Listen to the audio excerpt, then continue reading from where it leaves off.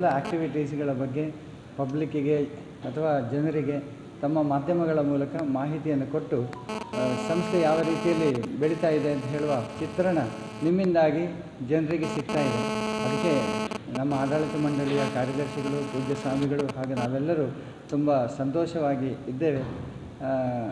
ಈ ಸಂದರ್ಭದಲ್ಲಿ ವರ್ಷಕ್ಕೊಂದು ಬಾರಿ ತಮ್ಮನ್ನೆಲ್ಲ ಸಂಸ್ಥೆಗೆ ಕರೆಸಿಕೊಂಡು ತಮ್ಮೊಂದಿಗೆ ಒಂದು ಸ್ವಲ್ಪ ಮಾತನಾಡಬೇಕು ಅಂತ ಹೇಳುವ ಆಲೋಚನೆ ಕೆಲವು ವರ್ಷಗಳಿಂದ ನಾವು ಮಾಡ್ತಾ ಇದ್ದೇವೆ. ಹಾಗೆ ಅದನ್ನು ನಡೆಸ್ಕೊಂಡು ಬರ್ತಾ ಇದ್ದೇವೆ.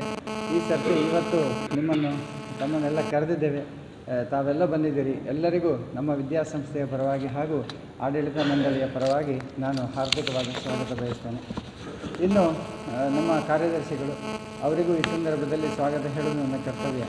ಸಂಸ್ಥೆಯ ಎಲ್ಲ ಬೆಳವಣಿಗೆಗೆ ಅವರು ತುಂಬ ಶ್ರಮವಹಿಸಿ ನಮ್ಮನ್ನು ಪ್ರೋತ್ಸಾಹಿಸಿ ಕಾಲಕಾಲಕ್ಕೆ ಮಾರ್ಗದರ್ಶನ ನೀಡಿ ನಮ್ಮನ್ನು ಸರಿಯಾದ ದಿಕ್ಕಿನಲ್ಲಿ ತಗೊಂಡು ಹೋಗ್ತಾ ಇದ್ದಾರೆ.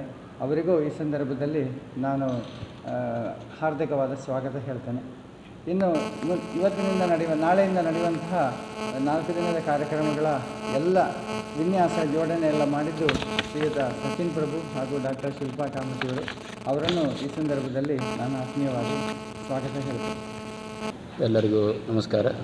ಮೊದಲನೇದಾಗಿ ಈ 4 ದಿನದ ಕಾರ್ಯಕ್ರಮದ ಬಗ್ಗೆ ಸ್ವಲ್ಪ ಬ್ರೀಫಾಗಿ ನಾನು ಹೇಳಲಿಕ್ಕೆ ಬಯಸ್ತೇನೆ.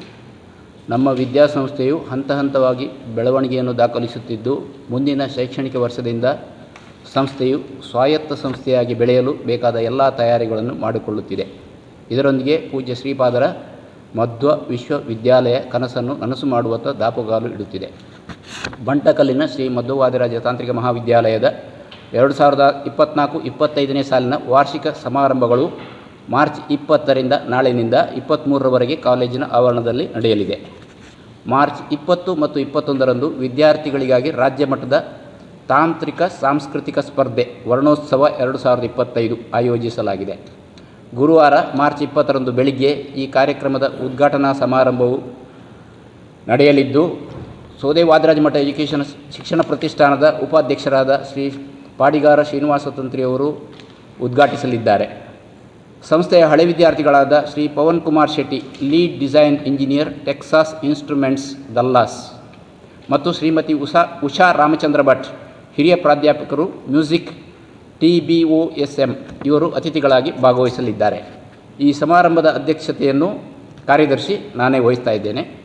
ಈ ದಿನ ನಡೆಯುವ ಸ್ಪರ್ಧೆಯಲ್ಲಿ ದಕ್ಷಿಣ ಕನ್ನಡ ಮತ್ತು ಉಡುಪಿ ಜಿಲ್ಲೆಯ ವಿವಿಧ ಇಂಜಿನಿಯರಿಂಗ್ ಕಾಲೇಜಿನ ವಿದ್ಯಾರ್ಥಿಗಳು ಹಾಗೂ ಪಕ್ಕದ ರಾಜ್ಯ, ಜಿಲ್ಲೆಯ ತಾಂತ್ರಿಕ ವಿದ್ಯಾರ್ಥಿಗಳು ಭಾಗವಹಿಸಲಿದ್ದಾರೆ. ವಿವಿಧ ತಾಂತ್ರಿಕ ಸ್ಪರ್ಧೆಗಳ ಜೊತೆಗೆ ನೃತ್ಯ, ಗಾಯನ, ಫೋಟೋಗ್ರಫಿ, ಚಿತ್ರಕಲೆ, ಮುಖವರ್ಣ ಸ್ಪರ್ಧೆ ನಡೆಯಲಿರುವುದು.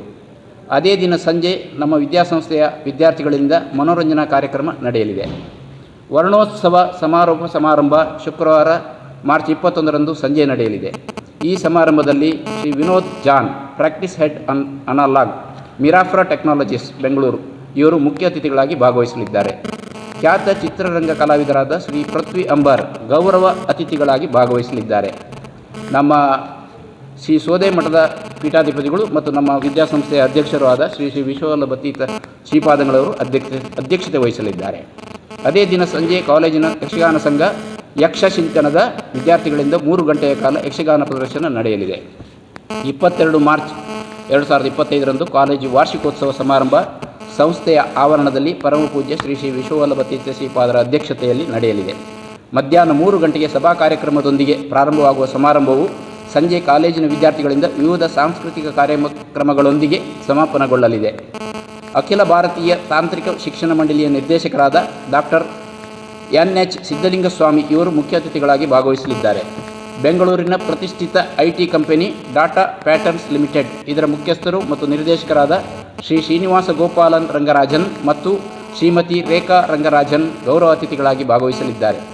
ಶ್ರೀ ಮೂಡಬಿದ್ರೆಯ ಜೈನ ಮಠದ ಸ್ವಸ್ತಿ ಶ್ರೀ ಭಟ್ಟಾರಕ ಚಾರುಕೀರ್ತಿ ಪಂಡಿತಾಚಾರ್ಯ ವರ್ಯ ಮಹಾಸ್ವಾಮೀಜಿಯವರು ಈ ಸಮಾರಂಭಕ್ಕೆ ವಿಶೇಷ ಅತಿಥಿಗಳಾಗಿ ಚಿತ್ತೈಸಿ ಆಶೀರ್ವಚನ ನೀಡಲಿದ್ದಾರೆ. ಆದಿತ್ಯವಾರ 23/2020 ಮಾರ್ಚ್ 25ರಂದು ಬೆಳಿಗ್ಗೆ 10ರಿಂದ ಆಟೋ ಎಕ್ಸ್ಪೋ ದುಬಾರಿ ವಾಹನಗಳ ಪ್ರದರ್ಶನ ಮತ್ತು 3 ಗಂಟೆಗೆ ಹಳೆ ವಿದ್ಯಾರ್ಥಿಗಳ ಸಮಾವೇಶ ಸಮಾರಂಭ ನಡೆಯಲಿದೆ.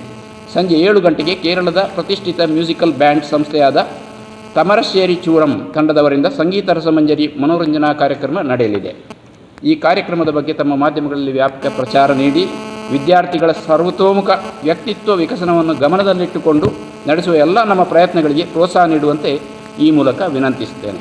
ತಮಗೆಲ್ಲ ಆತ್ಮೀಯ ಸ್ವಾಗತವನ್ನು ಬಯಸ್ತೇನೆ. ಈ ಎಲ್ಲ ಕಾರ್ಯಕ್ರಮಗಳಿಗೂ ನೀವು ಹಾಜರಿದ್ದು ಸಮಾರಂಭವನ್ನು ಅಂದಗೊಳಿಸಬೇಕು, ಇದಕ್ಕೆ ವಿಶೇಷ ಮೆರುಗು ನೀಡಬೇಕು ಅಂತ ನಾನು ವಿನಂತಿ ಮಾಡಿಕೊಳ್ತಾ ಇದ್ದೇನೆ.